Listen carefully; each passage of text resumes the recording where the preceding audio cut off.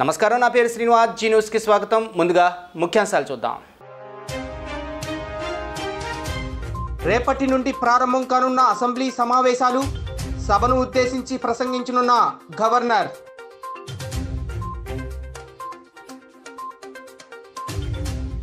Janasena chief Pawan, Telugu Desam chief Chandrababu పొత్తులో సీట్ల సర్దుబాటుపై 3 గంటల పాటు సుదీర్ఘ చర్చ.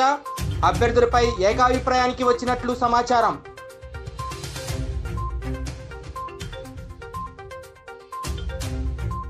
దెందులూరు సిద్ధం సభ విజయవంతమైందని మంత్రి కొట్టు సత్యనారాయణ స్పష్టం. సభ విజయం తట్టుకోలేక ఎల్లో మీడియా విషపు రాతలు రాస్తుందని ఆగ్రహం.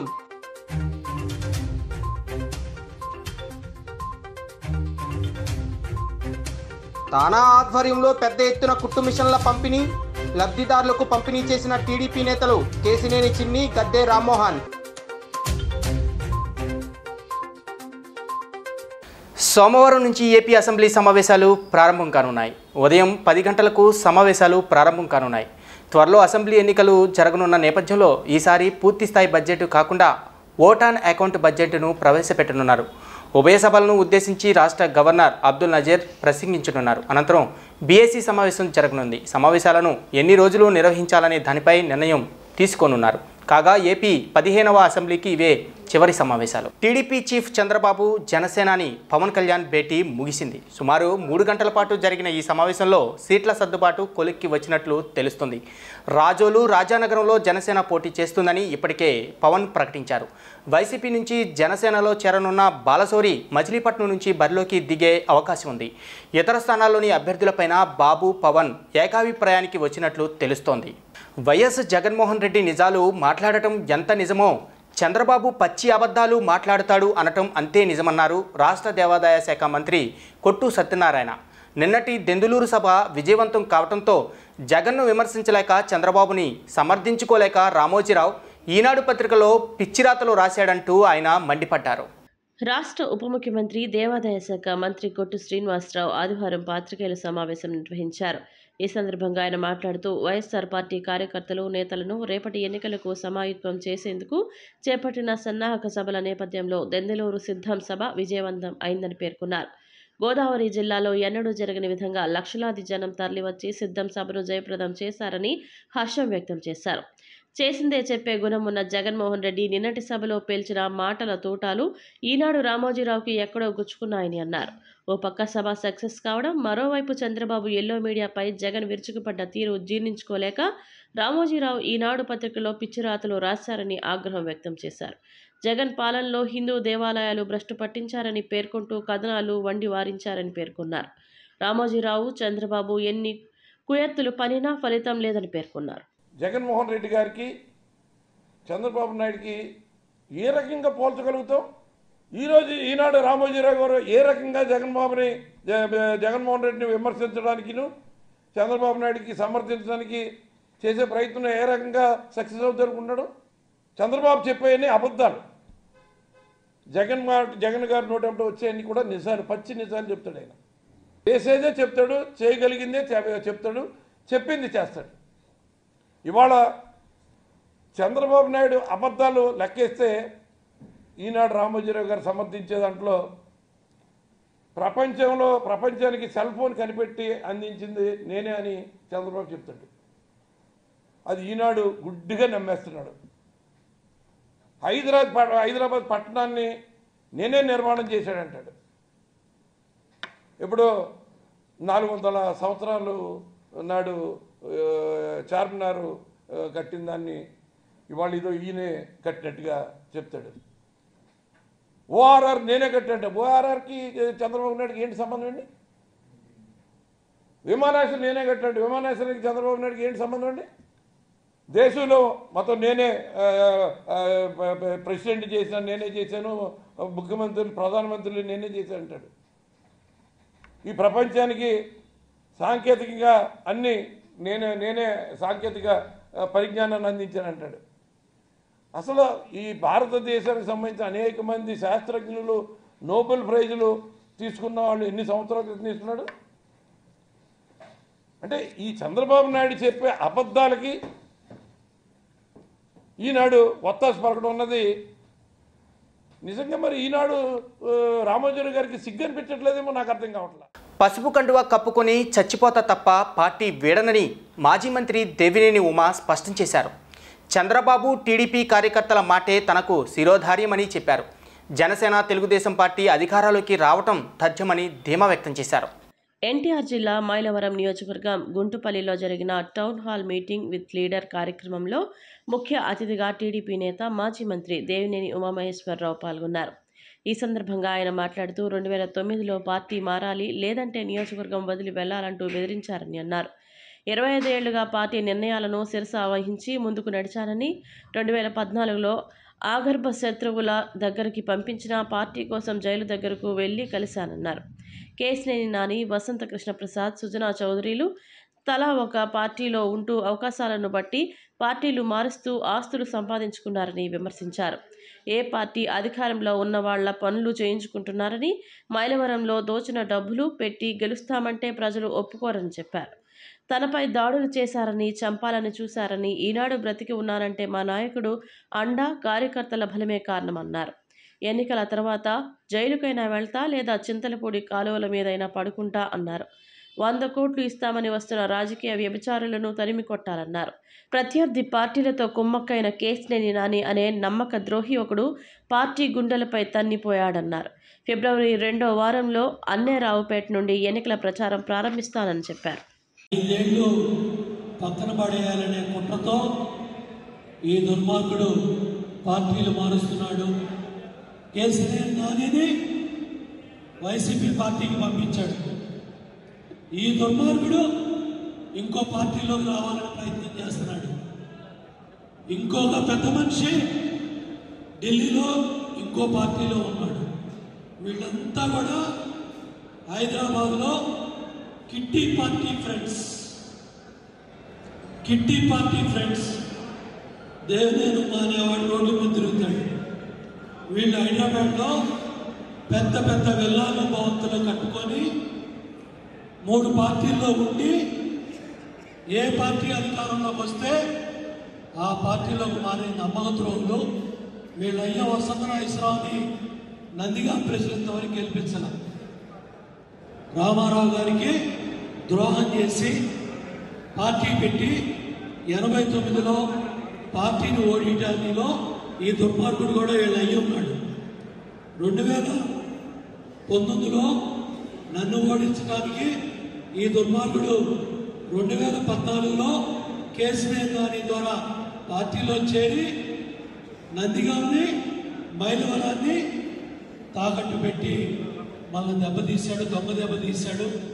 మళ్ళీ ఇవాళ 100 కోట్లు తీసుకొని కొంతమందిని ప్రలోభపరుచుకొని మనలో చిచ్చు పెట్టి కులాలు మతాలు రెచ్చగొట్టి నువ్వు ఎమ్మెల్యే ప్రెస్ మీట్ పెట్టు, నువ్వు ప్రెస్ మీట్ పెట్టని కొంతమంది దుర్మార్గంగా చేస్తున్నారు. మైలవరం శాసనసభ్యుడు వసంత వెంకట కృష్ణప్రసాద్ ఐతవరం తన నివాసంలో ఆదివారం వైసీపీ ముఖ్య నేతలు, అనుచరులతో సమావేశమయ్యారు. ఈ సమావేశంలో ఎంపీపీలు, జడ్పీటీసీలు, వైసీపీ ముఖ్య నేతలు పాల్గొన్నారు. అనంతరం ఆయన మీడియాతో మాట్లాడుతూ సోమవారం సర్పంచులతో సమావేశమై తదుపరి కార్యాచరణ గురించి సాయంత్రం 3 గంటలకు వెల్లడిస్తానని తెలిపారు. కార్యకర్తల నిర్ణయం మేరకే ఏ పార్టీలో చేరేది చెబుతానన్నారు. మైలవరానికి సంబంధించిన ముఖ్య నాయకులతో నేను సమావేశం ఏర్పాటు చేసుకోవడం జరిగింది. రేపు సర్పంచులు, ఎంపీటీసీలు, మిగతా కార్యకర్తలు, ముఖ్య నాయకులు అందరితో అంటే ఈరోజు ఓన్లీ మండల పార్టీ ప్రెసిడెంట్లు తదితరులతో ఏర్పాటు చేశాను. రేపు పూర్తి స్థాయిలో రేపు 12 గంటలకి ఇక్కడే కార్యకర్తల సమావేశం ఉంది. వాళ్ళతో మాట్లాడిన తర్వాత అన్ని చర్చించిన తర్వాత రేపు 3 గంటలకు తెలుసు కదా మీకు అన్ని వివరాలు తెలిసి మరి నన్ను అడగటం ఎందుకు. రేపు 3 గంటలకి మీకు అన్ని వివరాలు నమ్ముకొని చాలా మంది ఉన్నారు. అందుకే వాళ్ళందరితో మాట్లాడకుండా నేను ఏది పడితే మీడియాలతో మాట్లాడితే ఏం బాగుంటుంది, ఎంతవరకు అడగని చెప్పండి. అందుకని నేను ఇప్పుడు ముఖ్య నాయకులతో సమావేశం అయ్యాను. వాళ్ళందరినీ పిలిచింది ఎందుకంటే మిగతా నాయకులందరికీ వివరాలు చెప్పి రేపొద్దున ఇక్కడ సమావేశం ఏర్పాటు చేస్తా ఉన్నాం. మా కేడర్తో అందరితో మాట్లాడిన తర్వాత దయచేసి మీరందరూ 3 గంటలకు రండి. 3 గంటలకు ఇక్కడికి పత్రికా విలేకరుల సమావేశం మీకు తెలియపరిచే వాళ్ళం సమావేశం ఉందని రేపు 3 గంటలకి. గాంధీ కోఆపరేటివ్ అర్బన్ బ్యాంకులో ఎలాంటి అవకతవకలు జరగలేదని పాలకవర్గ అనుమతితోనే కొత్త బ్రాంచీల ఏర్పాటుకు సన్నాహాలు చేయడం జరిగిందని బ్యాంకు చైర్మన్ వేమూరి వెంకట్రావు తెలిపారు. సభ్యుల డిపాజిట్లు సురక్షితంగా ఉన్నాయని, గాంధీ బ్యాంకుపై అసత్య ప్రచారం నమ్మొద్దని కోరారు. 2021వ సంవత్సరంలో తాను చైర్మన్గా బాధ్యతలు చేపట్టిన నాటికి బ్యాంకు నికర లాభం 5 కోట్లు ఉండగా 2022 మరియు 23 నాటికి 12 కోట్లు అయ్యిందన్నారు. విజయవాడ మ్యూజియం రోడ్లోని గాంధీ కోఆపరేటివ్ అర్బన్ బ్యాంక్ కార్యాలయంలో bank chairman Vemuri Venkatrao, CEO Sivaprasad విలేకరుల సమావేశం నిర్వహించారు.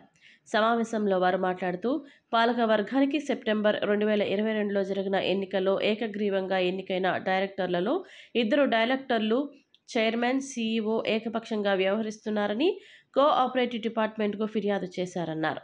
వారితో పాటు 4 బ్యాంకు సభ్యులతో అదే ఫిర్యాదు పెట్టించారన్నారు. బ్యాంకు వారి విచారణలో ఒక సభ్యుడు 2020 మే నెలలో మరణించారని, 2 సభ్యులు తాము ఫిర్యాదు చేయలేదని లిఖితపూర్వకంగా తెలియజేశారని చెప్పారు. విశాఖపట్నం న్యూ గాజువాకలో కొత్త బ్రాంచ్ పెట్టేందుకు 4 సీనియర్ డైరెక్టర్లు పరిశీలించి అక్కడ పెట్టేందుకు ప్రతిపాదించగా పాలకవర్గం ఏకగ్రీవంగా ఆమోదించడం జరిగిందన్నారు. ఈ నూతన శాఖ ఏర్పాటుకు 33 లక్షల ఖర్చు పెట్టేందుకు బోర్డు వారు తీర్మానిస్తే 28 లక్షల రూపాయలు ఖర్చు అయిందన్నారు. పాలకవర్గ సభ్యుల ఆమోదంతో నూజివీడు, హనుమాన్ జంక్షన్ బ్రాంచీలకు భవన నిర్మాణం నిమిత్తం తీర్మానం చేసి స్థలాలు కొనుగోలు చేయడం జరిగిందన్నారు. బ్యాంకులో ఎలాంటి అవకతవకలు జరగలేదని, సభ్యుల డిపాజిట్లు సురక్షితంగా ఉన్నాయని తెలిపారు. 2022లో ఏకగ్రీవంగా ఎన్నుకోవటం జరిగింది మా పాలకవర్గ సభ్యుల్ని. అప్పటి నుంచి అందరం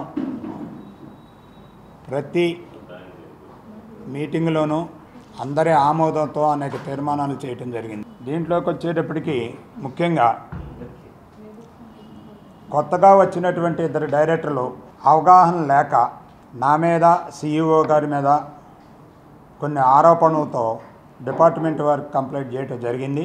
దాని మీద వారు పెట్టినటువంటి ఆరోపణలకి పూర్తి ఆధారాలతో, తీర్మానాలతో సహా డిపార్ట్మెంట్ వారికి అందజేయడం జరిగింది. అయితే ముఖ్యంగా ఇది చేసినటువంటి కంప్లైంట్ ఏంటయ్యా అంటే, బోర్డు వారి ఆమోదంతో విశాఖపట్నంలో కొన్ని బ్రాంచీలు పెడదామనే ప్రతిపాదన వచ్చినప్పుడు మాలో సీనియర్ డైరెక్టర్స్ 4 వెళ్ళి ఆ విశాఖపట్నంలో మొత్తం పరిశీలించి ఇన్ని బ్రాంచ్లు ఉన్నాయి, మన పలానా చోట పెడితే బాగుంటుందని చెప్పి రిపోర్ట్ ఇవ్వగా దాని మీద మళ్ళీ పరిశీలన జరిపి మొట్టమొదట ఒక బ్రాంచ్ పెడదామనే ఆలోచనతో పాలకవర్గం ఆమోదంతో పెద్దగంట్యాడ న్యూ గాజువాకలో సీనియర్ డైరెక్టర్లు పరిశీలించిన దాని మీద ఆ భవనం అది తీసుకోవటం జరిగింది. అంటే అంతకుముందు ఈనాడులో ప్రకటన ఇవ్వగా 5 యజమానులు వాళ్ళ బిల్డింగ్ యొక్క కొటేషన్స్ మాకు ఇవ్వగా పెద్దగంట్యాడలో ఉన్నటువంటి కాకళ్ళ ఆనందరావు గారి భవనం. కేసినేని ఫౌండేషన్ ద్వారా పేద ప్రజలకు సేవలు అందించడం చాలా సంతోషంగా ఉందని కేసినేని చిన్ని తెలిపారు. రాష్ట్రంలో వైద్యం పడకేసిందని, అందుకే మేము ఏర్పాటు చేస్తున్న మెడికల్ క్యాంపులకు పేద ప్రజల నుండి స్పందన వస్తుందన్నారు. ఆరోగ్యశ్రీ సేవలు నిర్వీర్యం అయ్యాయని, పేద ప్రజల వైద్యం అందక నిస్సహాయ స్థితిలో ఉన్నారన్నారు. విజయవాడ సెంట్రల్ నియోజకవర్గం new Rajarajeswaripeta care and share school నందు నిర్వహిస్తున్న ఉచిత మెగా మెడికల్ క్యాంపును కేసినేని ఫౌండేషన్ ఆధ్వర్యంలో నిర్వహించారు. ఈ కార్యక్రమంలో కేసినేని చిన్ని, మాజీ ఎమ్మెల్యే బోండావమ్మ పాల్గొని క్యాంపును ప్రారంభించారు. ఈ సందర్భంగా పరీక్షలు చేయించుకుంటున్న వారిని వైద్య సేవల గురించి అడిగి తెలుసుకున్నారు. అనంతరం మాట్లాడుతూ ముఖ్యమంత్రి జగన్ చెప్పినట్లు రాబోయే ఎన్నికలు పేదలు పెత్తందారులకు మధ్య యుద్ధమేనన్నారు. పేదల పక్షాన టీడీపీ ఉందని, పెత్తందారుల పక్షాన జగన్ ఉన్నాడన్నారు. అన్న క్యాంటీన్లు తీసివేసి జగన్ పేదల గడుపు కొట్టాడని, రానున్న ఎన్నికల్లో పేదలు పెత్తందారి జగన్ ప్రభుత్వానికి బుద్ధి చెప్పేందుకు సిద్ధంగా ఉన్నారన్నారు. మెడికల్ క్యాంపులో స్థానికులు పెద్ద ఎత్తున పాల్గొన్నారు. సెంట్రల్ నియోజకవర్గంలో బోండావమ్మ గారి ఆధ్వర్యంలో ఇవాళ జరిగే ఈ మెగా మెడికల్ క్యాంప్కి బ్రహ్మాండంగా ఆదరణ వస్తుంది. నిజంగా మనం చాలా బాధపడాల్సిన విషయం. నేను పేదల పక్షపాతి అనే ఈ ముఖ్యమంత్రి పేద ప్రజలకి కావాల్సిన కనీస వైద్య సదుపాయాన్ని కూడా సరిగ్గా ఇవ్వలేకపోతున్నాడు. అంతేకాకుండా మీరు చూస్తే పేదలకు ఉపయోగపడే అన్న క్యాంటీన్లు కూడా రద్దు చేశాడు. ఇతని పేదల పక్షపాతి కాదు, పేదలంటే ఇతనికి కోపం. అందుకే ఇటువంటి పథకాలన్నీ రద్దు చేస్తున్నారు. ఇవాళ ఇంకొక 3 నెలల్లో ఎలక్షన్లు ఉండగా ఇప్పుడు కొత్తగా ఒక నాటకం తెరదీశాడు. ఎక్కడికక్కడ మెడికల్ క్యాంపులని. 4.5 సంవత్సరాల నుంచి మెడికల్ క్యాంపులు పెట్టలేవా? ఒక 6 నెలల ఎలక్షన్ ఉండగా మెడికల్ క్యాంపులను మొదలుపెట్టావు. అక్కడ కూడా సరైన వైద్యులు లేక, సరైన మందులు లేక ప్రజలకి చాలా ఇబ్బందులు ఎదురవుతున్నాయి. ఇవాళ విజయవాడ పట్టణంలోనే కాదు, ఆంధ్రప్రదేశ్ మొత్తం ఆరోగ్యశ్రీని ప్రైవేట్ హాస్పిటల్ ఎవరు కూడా యాక్సెప్ట్ చేయట్లేదు. ఎందుకంటే వాళ్ళకి కమిషన్లు ఇవ్వాలి, వాళ్ళకి బిల్లులు చెల్లించట్లేదు. కాబట్టి ఇటువంటి కనీస సౌకర్యాలు కూడా కల్పించలేదు ఈ ప్రభుత్వం. మా నాయకులు మీరు చూస్తే సొంత ఖర్చులతో మీరు చూస్తే చంద్రబాబు నాయుడు గారు కానీ, లేకపోతే పవన్ కళ్యాణ్ గారు కానీ, లేకపోతే బాలకృష్ణ గారు కానీ, భువనేశ్వర్ గారు కానీ, లేకపోతే బొండా ఉమార్ కానీ, ఇటువంటి నాయకులందరూ సొంత ఖర్చులతో ఎన్నో సేవా కార్యక్రమాలు చేస్తున్నారు. వారందరికీ ఒక్కటే, అధికారం ఉన్నా ప్రతిపక్షంలో ఉన్నా ప్రజల క్షేమమే వాళ్ళ ముఖ్య ఉద్దేశం. ఆ రోజున ఎన్టీఆర్ వైద్య సేవ ప్రతి పేదవాడికి ఒక ధైర్యం, ఒక భద్రత, ఒక భరోసా ఇచ్చేది. గుండె ఆపరేషన్లు, స్టెంట్లు, లివర్ ప్రాబ్లమ్స్ కానీ, కిడ్నీ ప్రాబ్లమ్స్ కానీ, ఏ సమస్య వచ్చినా సరే పేదవాడు ఎన్టీఆర్ వైద్య సేవ కార్డు తీసుకొని కార్పొరేట్ హాస్పిటల్లో దర్జాగా ప్రభుత్వ ఖర్చుతో వైద్యం చేయించుకునేవాడు. వాళ్ళ దుర్మార్గమైనటువంటి జగన్మోహన్ రెడ్డి ప్రభుత్వం వచ్చినాక ప్రైవేట్ హాస్పిటల్ మొత్తం వైఎస్ఆర్ వైద్య సేవకి మూసేశారు. 1200 కోట్ల రూపాయలు మాకు బిల్లులు చెల్లించాలి, దానికి 25%, 30% కమిషన్లు అడుగుతున్నారు. ఈ కమిషన్లు ఇచ్చి మేము ఎన్టీఆర్ వైద్య సేవ, వైఎస్ఆర్ వైద్య సేవ చేయలేమని చెప్పి వాళ్ళందరూ కూడా హాస్పిటల్లో వైఎస్ఆర్ వైద్య సేవ లేదని బోర్డులు పెట్టేశారంటే రాష్ట్ర వ్యాప్తంగా, ఇదే విజయవాడ నగరానికి సంబంధించిన అంశం కాదు, రాష్ట్ర వ్యాప్తంగా వైఎస్ఆర్ వైద్య సేవ మూసేశారంటే జగన్మోహన్ రెడ్డి సమాధానం చెప్పాలి. బొండా ఉమా గారి సహకారంతో కేరెంజర్ స్కూల్లో కూడా ఈ ఉచిత వైద్య శిబిరం అనేది ఏర్పాటు చేసుకోవడం జరిగింది. నిజంగా చాలా సంతోషంగా ఉంది. ఎందుకంటే మళ్ళీ ఇక్కడ ఉన్న వాతావరణం చూస్తే ఏదో ఒక పండగ వాతావరణంలా ఉంది. ఒక ఉచిత వైద్య శిబిరం పెట్టినట్లు లేదు. ఎందుకంటే ఎవరైనా పార్టీ వాళ్ళు, ఇప్పుడున్న పార్టీ వాళ్ళు పెడితే పెట్టిన వాళ్ళకి తప్ప ఎవరు వచ్చారు రాలేదు అన్నట్టు కూడా ఏమీ తెలియదు. పైగా అసలు డాక్టర్స్ కానీ లేదా మెడిసిన్ కానీ టెస్టులు కానీ ఎవ్వరు కూడా అందుబాటులో లేని పరిస్థితి ఉంది.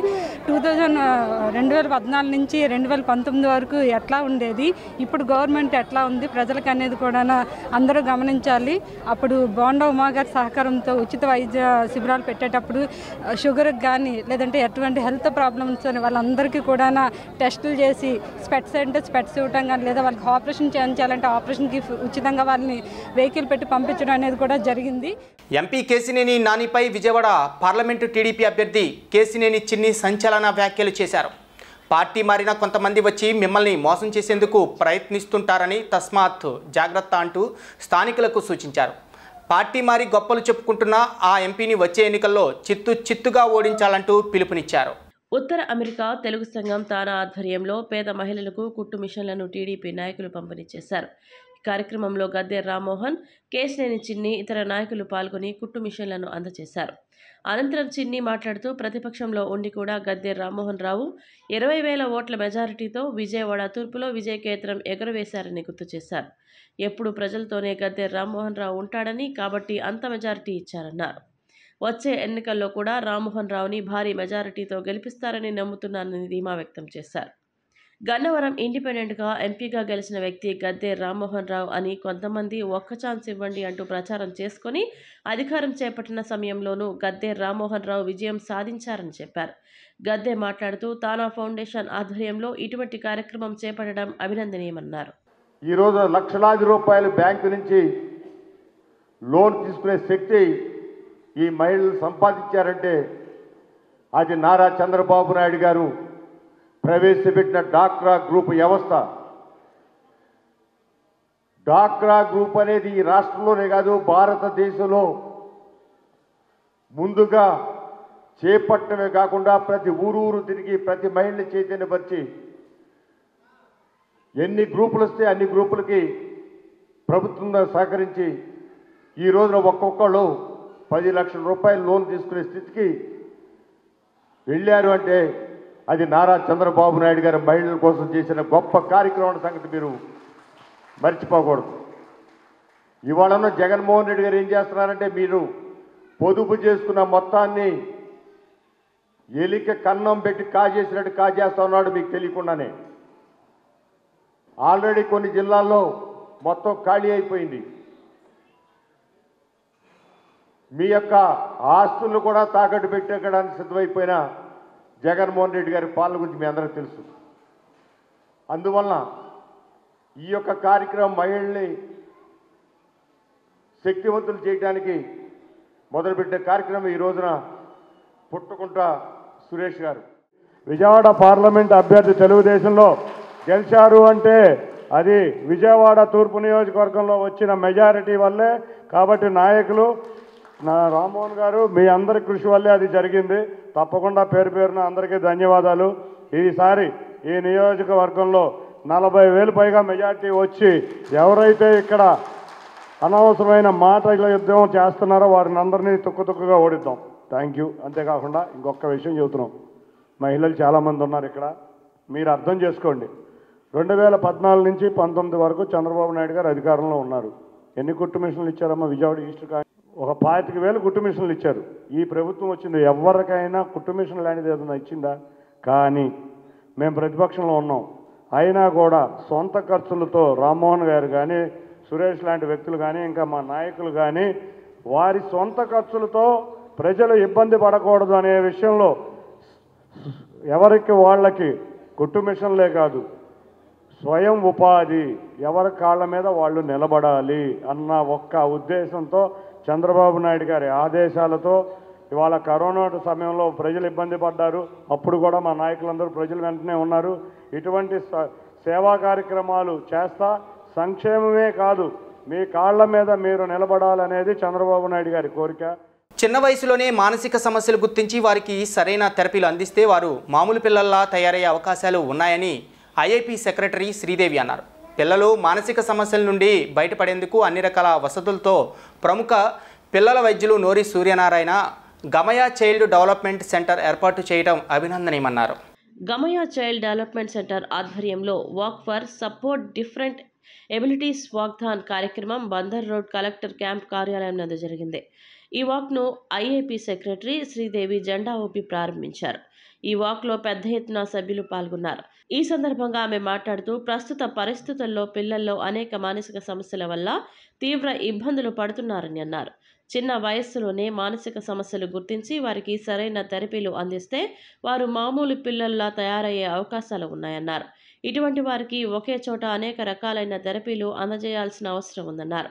డాక్టర్ నోరి ఆధ్వర్యంలో ఇప్పుడు ఇలాంటి సెంటర్ను ఏర్పాటు చేయడం అభినందనీయమని అన్నారు.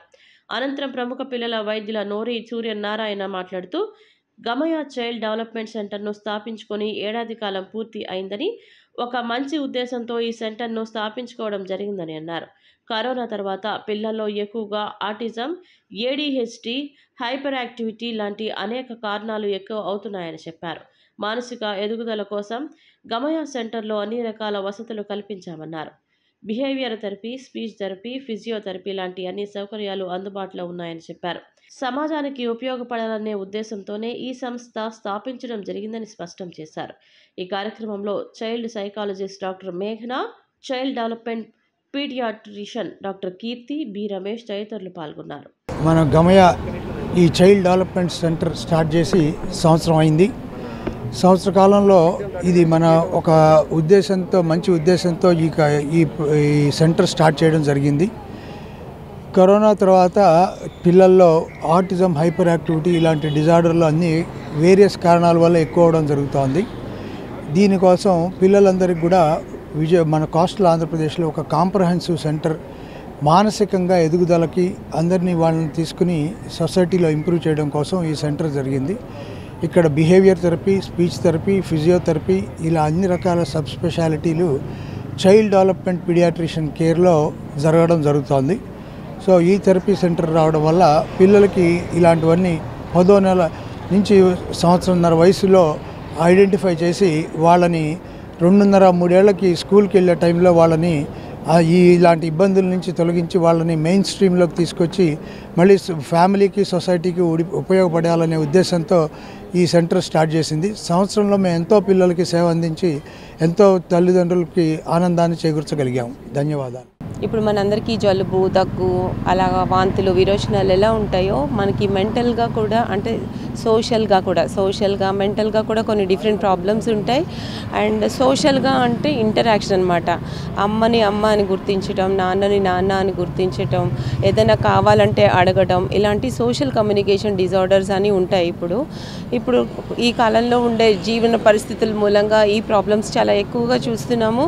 సో ఈ ప్రాబ్లమ్స్ మీద ఇక్కడ మనకి సరైన థెరపీస్ లేవు. అలాంటి టైంలో ఉన్నప్పుడు దానికి రకరకాల మల్టీ డైమెన్షనల్ ట్రీట్మెంట్స్ అవసరం అవుతూ ఉంటాయన్నమాట. లైక్ స్పీచ్ థెరపీ అవుతుంది, నెక్స్ట్ వచ్చేసి సెన్సిటివ్ ఇష్యూస్ ఉంటాయి. ఇలాంటి డీల్ చేయడానికి రకరకాల థెరపీస్లు కావాలి. అందరూ కలిపి ఒకచోట దొరకడం మన విజయవాడలో చాలా కష్టంగా ఉన్న రోజుల్లో డాక్టర్ నోరీ గారు గమయా సెంటర్ని ఎస్టాబ్లిష్ చేశారు. ఈ సెంటర్లో there is a holistic approach and అన్ని what are all the dimensions that are needed అవన్నీ కూడా సెంటర్లో ఉన్నాయి. And this is very much need of the hour. అది నాకు చాలా ఆనందంగా ఉంది. అండ్ ఆ సర్వీసెస్ ఇంకా సక్సెస్ఫుల్గా ఇంకా ఎన్నిటినో ఇంక్లూజివ్ చేసుకుంటా చాలామంది పిల్లలకి హెల్ప్ చేస్తారని భావిస్తున్నాను. విశాఖలో అత్యంత కిరాతకంగా జరిగిన తహసీల్దార్ రమణయ్య హత్య రాష్ట్రంలోని రెవెన్యూ ఉద్యోగులకు భయాందోళన కలిగిస్తుందని ఏపీజేఏసీ అమరావతి చైర్మన్ బొప్పరాజు వెంకటేశ్వర్లు అన్నారు. ఇటువంటి ఘటనలు పునరావృతం కాకుండా ప్రభుత్వాలు కఠినమైన చట్టాలను తీసుకురావాలని ఆయన కోరారు. ఆంధ్రప్రదేశ్ రెవెన్యూ సర్వీస్ అసోసియేషన్ రాష్ట్ర కార్యవర్గ సమావేశం విజయవాడ గాంధీనగర్లోని రెవెన్యూ భవన్లో జరిగింది. ఈ సందర్భంగా నూతన కమిటీ సభ్యులను ఎన్నుకున్నారు. కార్యక్రమానికి ముఖ్య అతిథిగా హాజరైన బొప్పరాజు వెంకటేశ్వర్లు మాట్లాడుతూ చనిపోయిన రమణయ్య కుటుంబానికి ప్రభుత్వం తక్షణమే ఎక్స్గ్రేషియా ప్రకటించాలని, భార్యకు గ్రూప్ 2 స్థాయి ఉద్యోగం కల్పించాలన్నారు. రెవెన్యూ ఉద్యోగులకు మానసిక ధైర్యం, నమ్మకం కల్పించాల్సిన బాధ్యత ప్రభుత్వానిదేనన్నారు. 4 ఏళ్లుగా జీతంతో పాటు రావాల్సిన డిఏలు, సరెండర్ లీవ్లు, ఇతర బకాయిలు ప్రభుత్వం చెల్లిస్తుందని ఆశగా ఎదురు చూస్తున్నామన్నారు. రాష్ట్రంలో ఉన్నటువంటి రెవెన్యూ ఉద్యోగులు అందరిలో కూడా ఎందుకు రెవెన్యూ ఉద్యోగులు అంటున్నానంటే, మేము నిత్యం ప్రజలతో అనేక రకాలైనటువంటి బయట వ్యక్తులతో రోజు మమేకమై ఉంటాం. ఎలాంటి వారైనా మా కార్యాలయానికి వస్తూ పోతూ ఉండాల్సిందే. మరి అటువంటి నిత్యం ప్రజలతో మమేకమైనటువంటి రెవెన్యూ ఉద్యోగుల్లో ఒక భయానకమైనటువంటి వాతావరణం నెలకొని ఉంది ప్రస్తుతం రాష్ట్రంలో. మరి ఇటువంటి పరిస్థితుల్లో ఏదైతే హత్యగావించబడినటువంటి ఆ యొక్క కుటుంబాన్ని తక్షణమే ప్రభుత్వం ఆదుకోవాలి, ఎక్స్గ్రేషియా ప్రకటించాలి. అదేవిధంగా వారి భార్యకి గ్రూప్ 2 స్థాయి ఉద్యోగం ఇవ్వాలని చెప్పి రాష్ట్ర కార్యవర్గం ప్రభుత్వాన్ని కోరుతా ఉంది. అదేవిధంగా ఏదైతే ఈరోజు ఆ కిరాతకంగా అత్యంత దారుణంగా హత్యగావించబడినటువంటి ఆ తీరు ప్రధానంగా ప్రభుత్వ భూములు, అదేవిధంగా భూమి సమస్యలు, అంటే వ్యక్తికి సంబంధించినటువంటి ఆస్తులు తీవ్రంగా వాళ్ళకి ఒక రకమైనటువంటి మానసిక ఆందోళనకు వెళ్ళిపోతారు. రానున్న ఎన్నికల్లో పేదలు పెత్తందారుల మధ్య జరిగే యుద్ధానికి పార్టీ నాయకులు కార్యకర్తలతో పాటు ప్రజలంతా సిద్ధంగా ఉన్నారని పశ్చిమ నియోజకవర్గం ఇన్ఛార్జ్ షేక్ ఆసిఫ్ తెలిపారు. ఎన్ని ప్రతిపక్ష జెండాలు కలిసినా ప్రజా సంక్షేమం అభివృద్ధే ఎజెండాగా పెట్టుకున్న జగనన్నను మళ్లీ ముఖ్యమంత్రిగా గెలిపించుకేందుకు సిద్ధంగా ఉన్నారని ఆసిఫ్ పేర్కొన్నారు. పశ్చిమ నియోజకవర్గంలో వైసీపీ జెండా ఎగరటం ఖాయమని ఆయన ధీమా వ్యక్తం చేశారు. పశ్చిమ నియోజకవర్గం 39వ డివిజన్ కార్పొరేటర్ గుడివాడ నరేంద్ర ఆధ్వర్యంలో 116వ సచివాలయం నుండి వైఎస్ఆర్సీపీ పశ్చిమ నియోజకవర్గ ఇన్ఛార్జ్ షేక్ ఆసిఫ్ డివిజన్ పర్యటన చేయడం జరిగింది. ముఖ్యమంత్రి సంక్షేమ పథకాల వల్ల డివిజన్ అభివృద్ధి బాగా జరిగిందని చెప్పారు. ఈ డివిజన్లో ఉన్న సమస్యలన్నీ కార్పొరేటర్ గుడివాడ నరేంద్ర పరిష్కరిస్తున్నారని చెప్పారు. ఇంకా ఏమైనా సమస్యలు ఉంటే కార్పొరేటర్కు తెలియజేయాలని, తద్వారా వాటిని పరిష్కరించేందుకు తాము కృషి చేస్తామని స్థానిక ప్రజలకు సూచించారు. గడప గడపకి ప్రతి ఇంట్లో సంక్షేమ పథకాలు ఇచ్చామని, ప్రతి నియోజకవర్గంలో ప్రతి డివిజన్లో అభివృద్ధి చేశామన్నారు. తమ ప్రభుత్వంలో సంక్షేమం, అభివృద్ధి రెండు కళ్లుగా భావించి ప్రజలకు అందించామని అన్నారు. గత ప్రభుత్వం దాచుకోవడం తప్ప ఏమీ లేదని, రాష్ట్ర సంక్షేమాన్ని చంద్రబాబు గాలికి వదిలేశారని విమర్శించారు. ఏలూరులో జరిగిన సిద్ధం సభలో ప్రజా సముద్రం చూసి ప్రతిపక్షాలు ఓర్వలేక బురద జల్లుతున్నారని ఆగ్రహం వ్యక్తం చేశారు. పశ్చిమంలో వైసీపీ జెండా ఎగరవేయడం ఖాయమని, ప్రజలు మరలా జగన్నే ముఖ్యమంత్రిగా చేస్తారని ధీమా వ్యక్తం చేశారు. సమన్వయకర్తగా నేను ఒక గుడివాడ నరేంద్ర గారి ఆధ్వర్యంలో గడప గడపకు వెళ్ళి ఏదైతే సమస్యలు ఉన్నాయో సమస్యలు తెలుసుకునే దిశగా ముందుకెళ్తున్నాం. ఈ కార్యక్రమంలో ముఖ్య అతిథులుగా మేయర్ రాయన భాగ్యలక్ష్మి గారు, కార్పొరేటర్ చైతన్య రెడ్డి గారు, అలాగే మైర్లోపు దుర్గారావు గారు, అనేక పార్టీ నాయకులు, కార్యకర్తలు, అభిమానులు రావడం జరిగింది. ప్రతి గడపకెళ్ళి ఏదైతే సమస్య ఉందో సమస్యని పరిష్కరించే విధంగా ముందుకెళ్తున్నాం. ఈ డివిజన్లో 39వ డివిజన్లో అనేక సమస్యల్ని పరిష్కరించి ఇది ఒక మోడల్ డివిజన్గా తీర్చిదిద్దారు. ఈ యొక్క స్థానిక కార్పొరేటర్ గారి సహకారంతో ఇక్కడ ఏ సమస్య కూడా లేదని చెప్పి ప్రజలే ముందుకొచ్చి చెప్తున్నారు. చిన్న సమస్యలు ఏమైనా ఉన్నా సరే మేము చేయడానికి ముందున్నామని చెప్పేసి మా మేయర్ గారు, మా కార్పొరేటర్ గారు అందరూ సహకరించి చెప్పడం జరిగింది. తప్పకుండా ఇది ప్రజాపాలన. ఈ ప్రజాపాలనలో మేమందరూ ప్రజలతో తోడుగా ఉంటాం.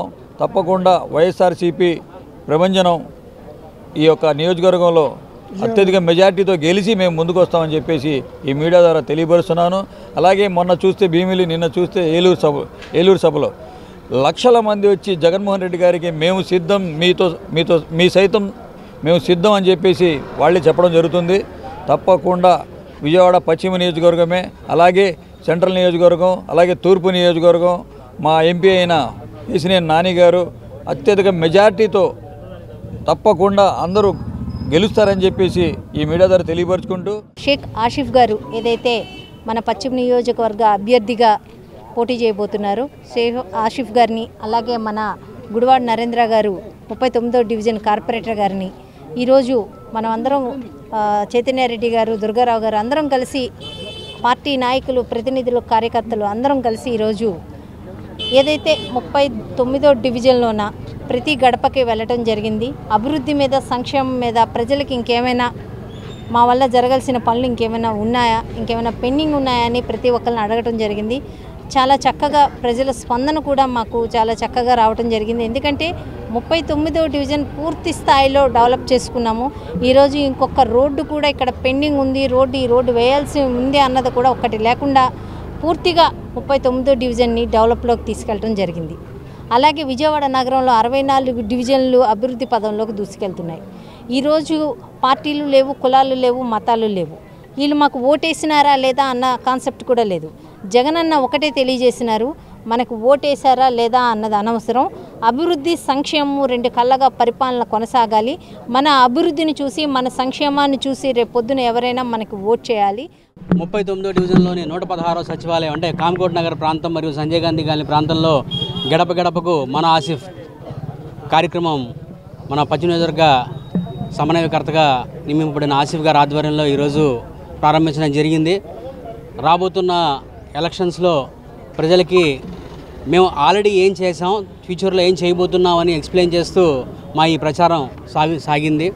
ముఖ్యంగా 39వ డివిజన్లోని జగన్మోహన్ రెడ్డి గారి ప్రభుత్వంలో జరిగిన సంక్షేమం, అలాగే స్థానిక శాసనసభ్యులు వెల్లంపల్లి శ్రీనివాసరావు గారు మెయిన్గా మా 39వ డివిజన్లో మోడల్ డివిజన్గా తీసుకోవడమే కాకుండా దాదాపు 9 కోట్ల రూపాయల వెచ్చించి రోడ్లు వేయడం కానీ, ఇక్కడ కమ్యూనిటీ హాల్స్ కట్టడం కానీ, డ్రైనేజ్ సిస్టమ్ మెరుగుపరచడం కానీ అలాగే అనేక కార్యక్రమాలు చేపట్టడం జరిగింది. ప్రజలందరూ కూడా మేము చేసిన అభివృద్ధి వారి కంటికి కనిపించి మాతో మంచి రెస్పాన్స్ ఇస్తున్నారు. రానున్న రోజుల్లో కూడా మా 39వ డివిజన్ నుంచి వైఎస్ఆర్ కాంగ్రెస్ పార్టీకి మంచి మెజార్టీతో గెలిపిస్తామని తెలియజేస్తాం.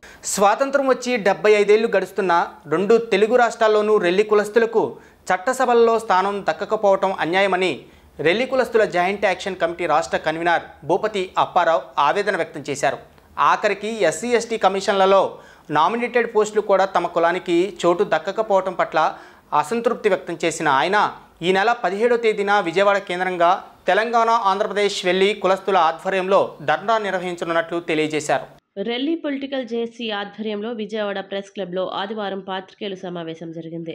ఈ సందర్భంగా మీడియాతో మాట్లాడిన రెల్లి జేఏసీ నేతలు భూపతి అప్పారావు, బొబ్బిలి లీలాకుమార్ అటు జాతీయ పార్టీలతో పాటు ప్రాంతీయ పార్టీలు 2 తెలుగు రాష్ట్రాల్లోనూ రెల్లి కులస్తులకు తీవ్ర అన్యాయం చేస్తున్నాయి అంటూ ఆవేదన వ్యక్తం చేశారు. స్వాతంత్రం సిద్ధించి 75 ఏళ్లు గడుస్తున్న నేటికి 2 తెలుగు రాష్ట్రాల్లోనూ రెల్లి కులస్తులు చట్టసభల్లోకి ప్రవేశించింది లేదని వాపోయారు.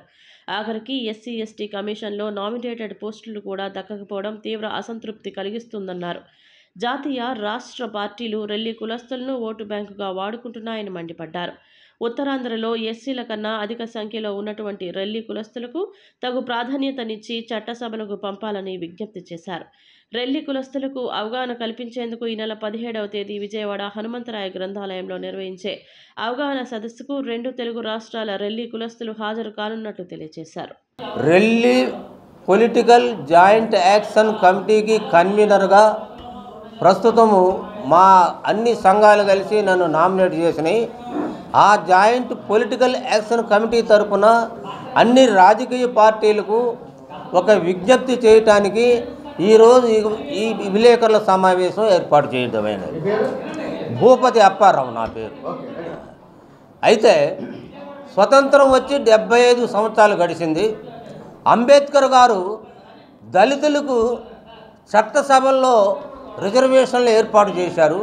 75 సంవత్సరాల నుంచి మరి ఎంపీ టిక్కెట్లు కానీ, ఎమ్మెల్యే టిక్కెట్లు కానీ, ఎమ్మెల్సీ నామినేటెడ్ కానీ, రాజ్యసభ నామినేటెడ్ కానీ, మరి కార్పొరేషన్ సంస్థలలో డైరెక్టర్ పోస్టులతో సహా చైర్మన్ పోస్టులు కానీ మాదిగ సోదరులకే అన్ని పార్టీలు పంచినాయి. కానీ మా రెల్లి గ్రూపు కులాలకి 3వ మేజర్ ఎస్సీలో ఉన్న రెల్లి గ్రూపు కులానికి వీళ్ళందరూ పారిశుద్ధ్య కార్మికులుగా పనిచేస్తూ సభ్య సమాజానికి సేవలు చేస్తూ వాళ్ళ ఆరోగ్యాన్ని పాడు చేసుకుంటూ సమాజ ఆరోగ్యాన్ని కాపాడుతూ పర్యావరణ పరిరక్షణ కలుగు చేస్తూ సమాజానికి ఇంత సేవ చేస్తుంటే ఏ రాజకీయ పార్టీ కూడా మమ్మల్ని గుర్తించలేదు. ఇంతవరకు ఒక ఎమ్మెల్యే టికెట్ ఇవ్వలేదు, ఒక నామినేటెడ్ పోస్ట్ ఇవ్వలేదు. చివరికి సఫాయి కర్మచారి కమిషన్లో ఉన్న చైర్మన్ పోస్టులు కూడా ఈ తెలుగు రాష్ట్రాలు ఇంతవరకు మాకు కేటాయించలేదు. ఎస్సీ ఎస్టీ కమిషన్లో కనీసం డైరెక్టర్ పోస్టులు కూడా ఇవ్వలేదు. అంటే ఎక్కడ ఉంది ఏ రాజకీయ నాయకుడిని కూడా మేము ప్రత్యేకించి మేము పాయింట్అవుట్ చేయట్లేదు. ఇక్కడ ఉన్న ఏ రాజకీయ పార్టీలైనా సరే, అటు తెలుగుదేశం కానీ కాంగ్రెస్ కానీ మరి ఇతర ఇప్పుడున్న బీఆర్ఎస్ పార్టీ కానీ ఏం రెల్లి కులస్తులకు ఒక్క నామినేటెడ్ సీట్ అని ఇచ్చారంటే ఇవ్వలేదు. జేఏసీ కమిటీ ఇక్కడ ఏర్పాటు చేయడం, దాని ముఖ్యాంశాలన్నీ మా రాష్ట్ర జాయింట్ కన్వీనర్ గారు అన్నీ భూపతి అప్పారావు గారు వివరించారు. మరి అదేవిధంగా మీ రాష్ట్ర ప్రభుత్వాలకి ప్రతి రాజకీయ నాయకులు విజ్ఞప్తి చేసేది ఏంటంటే ఈ రేపు జరగబోయే సార్వత్రిక ఎన్నికల్లో మాకు కూడా ఈ రెల్లి గ్రూప్స్కి సంబంధించినట్ల అందరికీ కూడా 3 టికెట్లు కేటాయించమని చెప్పేసి మేము రిక్వెస్ట్ చేస్తున్నాం. ఆ సందర్భంగా మీ మీడియా మిత్రుల ద్వారా వాళ్ళ దృష్టికి వెళ్తే మీరే మాకు రథసారథులు. తప్పకుండా ఈ సమస్యను పొలిటికల్ మూమెంట్ చేసి మీరందరూ మాకు ఏదైనా అవకాశం ఇచ్చే అవకాశం ఉంది. కాబట్టి మీకందరికీ ఈ సందర్భంగా ఇక్కడ ఇచ్చేసిన ప్రతి ఒక్కరు కూడా మా జాయింట్ యాక్షన్ ఎగ్జిక్యూటివ్ మెంబర్స్ అందరూ రెల్లి నాయకులు అందరికీ పేరున జీ న్యూస్ ముగించే ముందు ముఖ్యాంశాలు మరోసారి చూద్దాం. రేపటి నుండి ప్రారంభం కానున్న అసెంబ్లీ సమావేశాలు, సభను ఉద్దేశించి ప్రసంగించనున్న గవర్నర్.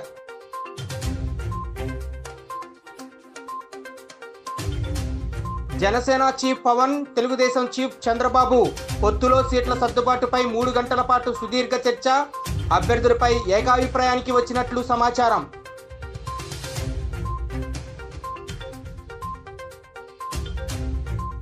దెందులూరు సిద్ధం సభ విజయవంతమైందని మంత్రి కొట్టు సత్యనారాయణ స్పష్టం. సభ విజయం తట్టుకోలేక ఎల్లో మీడియా విషపు రాతలు రాస్తుందని ఆగ్రహం.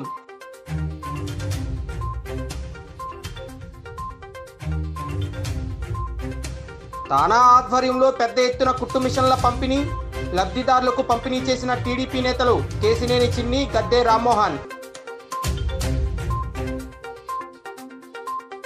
జీ న్యూస్ ఇంతటితో సమాప్తం. తిరిగి ప్రసారమయ్యే కార్యక్రమంలో మళ్ళీ కలుద్దాం. అంతవరకు సెలవు. నమస్కారం.